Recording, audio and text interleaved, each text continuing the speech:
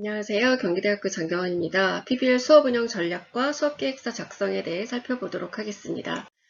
이 시간에는 이제 PBL 수업 단계별 운영 전략이 무엇인지를 좀 설명드릴 거고요. 그리고 PBL 수업 계획서를 작성할 때 어떤 점을 좀 우리가 유념해야 되는지, 어떤 부분을 좀 꼼꼼하게 작성해야 되는지를 안내 드리도록 하겠습니다.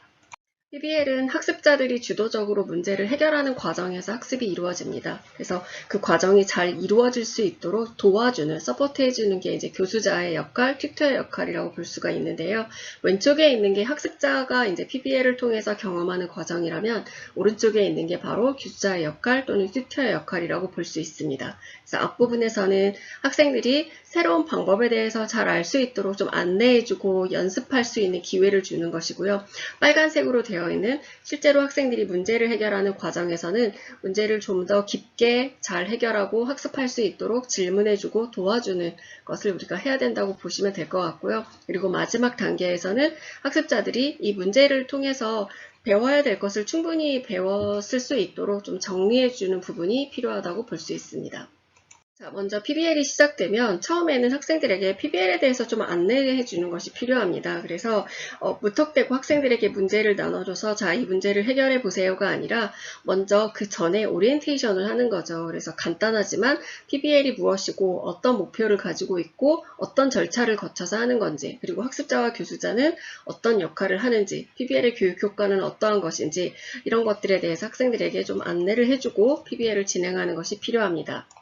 자, 그러기 위해서는 일단 좀 PBL에 대해서 익숙해지는 것이 필요하겠죠. 교수자도 학생도 모두 PBL 과정이 익숙하지 않다면 원만하게 이루어지지 않겠죠. 그래서 우리가 연습을 시키는 것이 필요한데요.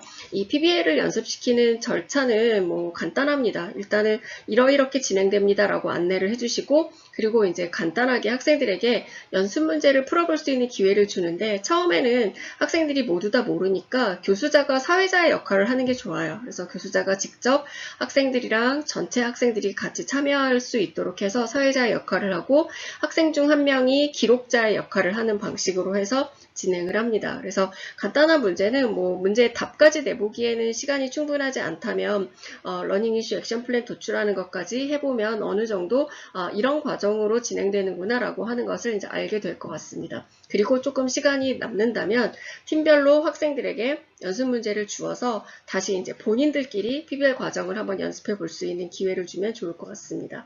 이때 가능하다면 뭐 일반적으로 사용하는 연습 문제도 좋지만 각 과목에서 배워야 되는 중요한 내용 중에 조금 심플한 걸 이용해서 연습 문제로 만드셔서 그걸 가지고 학생들이 연습해 볼 수 있도록 하면 좋을 것 같습니다. 학생들이 PBL 과정을 충분히 연습해 보지 않으면 방법도 굉장히 좀 낯설고 본인들이 직접 공부를 해서 문제를 해결해야 되기 때문에 인지적 과부하가 생길 수 있습니다. 그래서 연습이 꼭 필요한 과정이니 잊지 않고 연습할 수 있는 시간을 배정해 주시면 좋을 것 같습니다. 자, 그리고 나서 이제 학생들이 이제 어느 정도 팀별로 문제를 좀 풀 준비를 하기 위해서는 허용적인 분위기를 만들어주는 것이 중요합니다. 그래서 학생들이 좀 자기소개도 하고 팀워크를 형성할 수 있도록 팀명도 만들고 팀 구호도 만들고 뭐 팀 규칙도 만들고 이런 일들이 이루어지면 좋을 것 같습니다.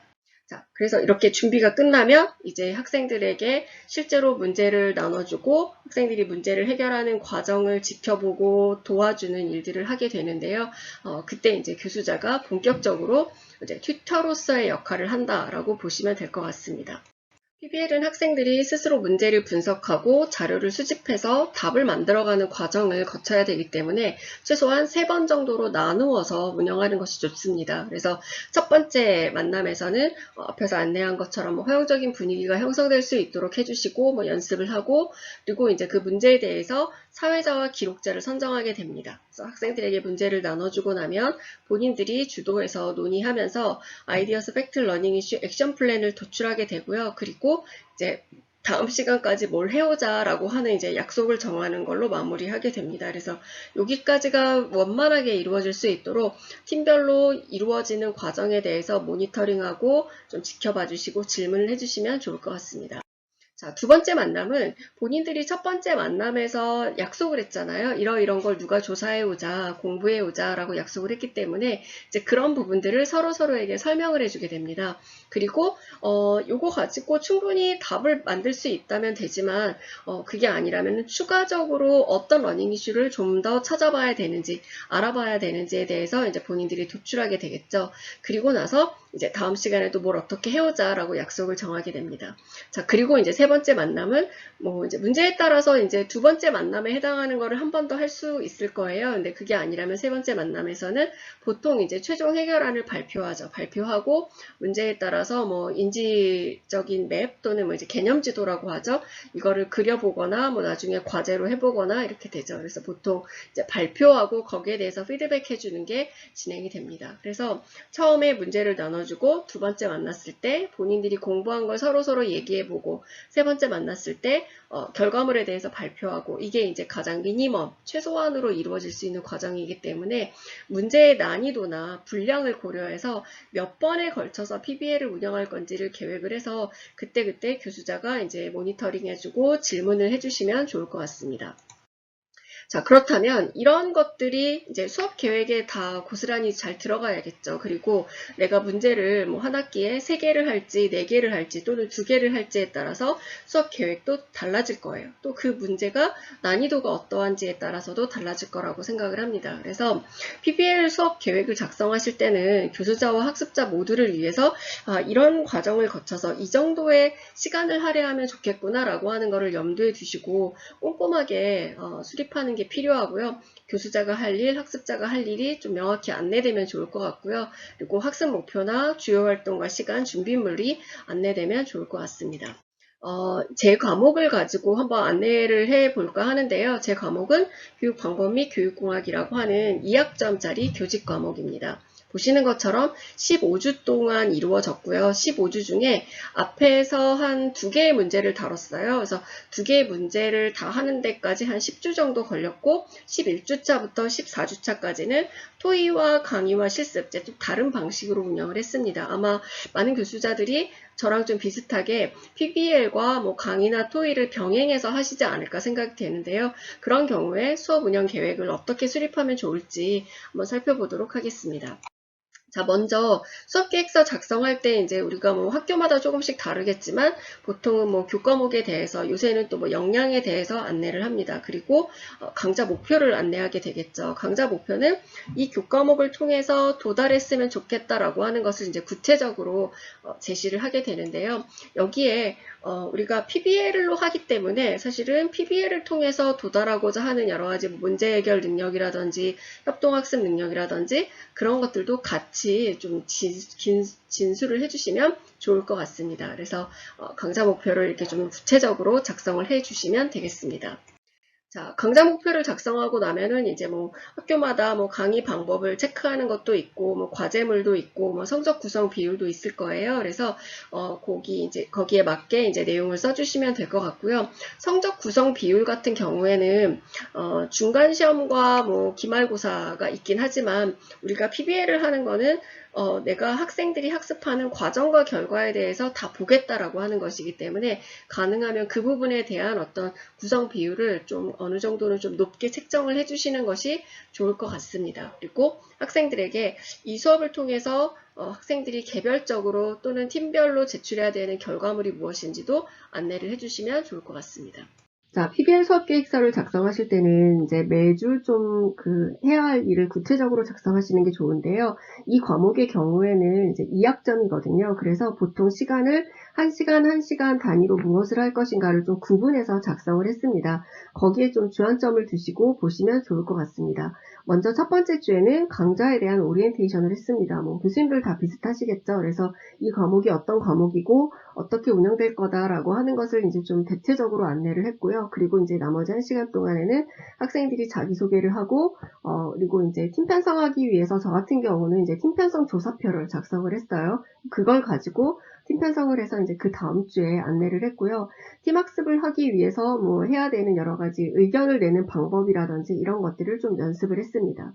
자, 두 번째 주에는 팀이 편성되었기 때문에 학생들이 이제 팀빌딩 할 수 있는 시간을 좀 주었습니다. 그래서 학생들이 팀끼리 모여서 뭐 인사도 하고 팀 이름 만들고 팀 규칙을 정하고 그런 일을 했고요. 그리고 나서 PBL에 대해서 알고 연습해야 되기 때문에 PBL을 소개하고 연습 문제를 가지고 이제 과정에 대해서 좀 연습을 하게 했습니다. 그리고 나서 이제 본격적으로 첫 번째 문제를 학생들에게 제시한 것을 볼 수가 있습니다. 자, 세 번째 줄을 보면은 처음에 학생들은 지난주에 각자 나누어서 이제 역할 분담을 했기 때문에 그 부분에 대해서 서로 좀 조사해 왔겠죠. 그럼 그 내용을 같이 설명해 주면서 공유를 합니다. 그리고 필요하다면 어떤 것을 더 추가로 조사해 오자라고 하는 계획을 세운 것을 볼 수가 있고요. 이거 하는데 한 1시간 정도 소요되거든요. 그러니까 이제 나머지 1시간은 제가 PBL에서 다루지 않은 것들을 뭐 강의를 할 때도 있고 워크숍을 할 때도 있고 토의를 할 때도 있는데 그것을 저는 이제 주제 심화 학습이라고 표현을 해서 좀 다루도록 계획을 했습니다. 그래서 3주차 같은 경우에는 좋은 수업이란 무엇인가에 대해서 학생들이 같이 논의하는 이제 그런 활동을 하는 것으로 계획을 했습니다. 자, 4주차를 보시면은 이제 3주차에 이어서 4주차에는 이제 첫 번째 문제에 대한 발표를 하는 거죠. 보통 발표는 팀 수에 따라 달라지긴 하겠지만 저는 이제 한 주를 다 소요하게 되더라고요. 그래서 한 주를 다 발표를 하게 했고, 그리고 이제 5주차에 첫 번째 문제에 대해서 이제 디브리핑 해주는 시간을 가졌습니다. 그래서 여기서 중요한 게 무엇인지를 안내해주는 그런 디브리핑 시간을 가졌고요. 역시 이제 1시간 정도는 시간을 뭐 디브리핑 하는데 그렇게 많은 시간이 걸리지 않으니까 이제 두 번째 주제 심화 학습을 한 거고요. 그리고 이제 6주차에 두 번째 문제를 시작하게 되었습니다. 역시 1시간은 학생들이 PBL 활동을 하고 1시간은 제가 이제 주제 심화 학습을 할 수 있도록 구성을 했습니다.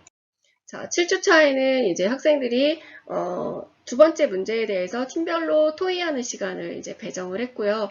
역시 여기도 주제 심화 학습이 1시간 들어있습니다. 그리고 이제 8주차는 1시간은 시험을 받고 이제 1시간 정도는 학생들이 토의하는 시간, 팀별로 모일 수 있는 시간을 좀 할애를 해준 거고요. 9주차에는 이제 결과물 발표를 했습니다. 이 교과목은 학생들이 모의 수업을 해야 돼서 발표 수업 시간을 좀 많이 줬어요. 두 번째 문제 같은 경우에는. 그래서 9주차도 발표를 했고 10주차에도 학생들이 발표하는 시간을 가졌고요. 그리고 이제 10주차 마지막에는 두 번째 문제에서 중요하게 다뤘어야 되는 내용에 대해서 제가 디브리핑 할 수 있도록 이제 내용을 좀 메모를 했습니다. 자, 11주차부터는 좀 다른 방식으로 사용을 했어요. 그래서 저는 이제 하크네스 토이라는 방법으로 수업을 진행했기 때문에 역시 토이 방법을 안내하고 제가 어떤 방법을 사용했는지에 대해서 메모를 했습니다. 13주차도 하크니스 티칭이었고 14주차는 강의와 실습으로 이루어졌기 때문에 그 어떤 식으로 진행이 될 거다라고 하는 것을 메모를 했고 15주차에 기말고사를 이제 봤고요. 그리고 개념지도 작성하기를 넣긴 했는데요. 보통은 개념지도 작성하기를 뭐 과제로 내주기도 하고 이제 시험이 소요되는 시간에 따라서 이거는 과제로 하거나 그 시간에 하거나 이렇게 좀 선택해서 운영하기도 했습니다. 자, 이렇게 1주차부터 15주차까지 이제 수업을 어떻게 할 것인지에 대해서 구체적으로 작성한 사례를 보여드렸는데요. 보신 것처럼 PBL은 사실 2시간 내내 또는 3시간 내내 뭐 발표가 아닌 이상은 학생들이 그 시간에 다 토의를 하는데 사용하진 않거든요. 그렇기 때문에 전체적으로 내가 첫 번째 문제, 두 번째 문제를 언제 어느 정도 하겠다라고 하는 것은 결정을 하지만 그 각각 해당 주에 PBL 말고 그 외에 하는 어떤 활동이 있다면 그 부분에 대해서도 좀 꼼꼼하게 계획을 해주시고 작성을 해주시면 좋을 것 같습니다. 수고하셨습니다.